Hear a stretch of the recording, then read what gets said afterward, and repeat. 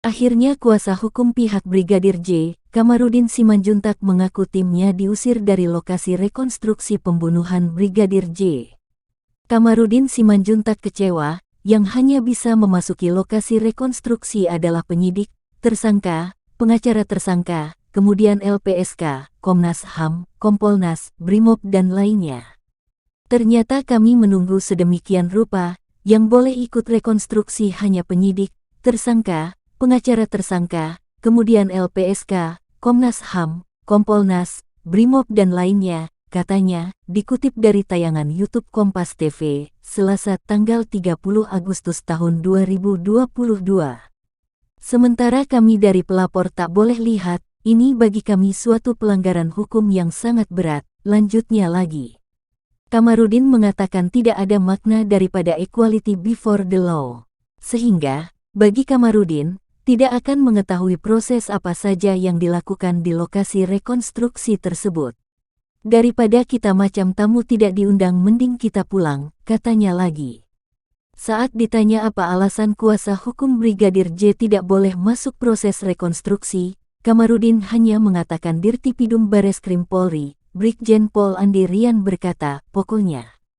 Alasannya pokoknya Dirtipidum bilang pengacara pelapor tak boleh lihat, harusnya boleh lihat untuk transparansi, pokoknya tidak boleh lihat, Kombes Pol mengusir kita, katanya lagi.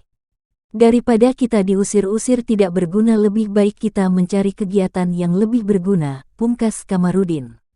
Terkait hal tersebut, Kamarudin pun akan membicarakan masalah tersebut ke menteri, dan kini sudah ada komunikasi. Berarti harus ada yang diberhentikan dari jabatannya, pokoknya ada. Tunggu aja dalam waktu dekat, pungkasnya. Kepala Divisi Humas Polri, Irjen Dedi Prasetyo mengatakan sangat jelas rekonstruksi ini digelar dalam rangka membuat terang benderang kasus tewasnya Brigadir J. Dan kata-kata Dirtipidum Bareskrim Polri, Brigjen Pol Andi Rian juga sudah sesuai. Sehingga yang masuk dalam rekonstruksi ini yang perlu ikut adalah orang-orang yang berkaitan langsung dengan peristiwa tersebut. Ditambah dengan para saksi, serta pengawas eksternal.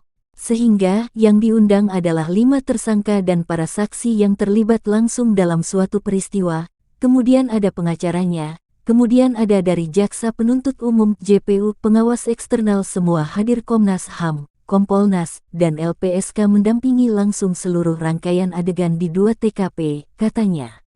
Pengamat hukum pidana Asep Iwan Iriawan juga turut serta menyoroti soal tim kuasa hukum keluarga Brigadir J yang tak bisa masuk ke proses rekonstruksi. Dirinya mengatakan hal tersebut lantaran tim kuasa hukum pihak Brigadir J, dalam hal ini Kamarudin Simanjuntak tak ada dalam kejadian langsung pembunuhan Brigadir J. Dan Kamarudin adalah sebatas kuasa hukum keluarga Brigadir J, bukan pengacara Brigadir J lantaran Brigadir J sudah meninggal. Dalam rekonstruksi, atau reka ulang kejadian ada orang-orang yang melihat, mendengar atau mengalami, artinya 5 orang itu, 5 tersangka ada di situ, ujarnya, dikutip dari Kompas TV.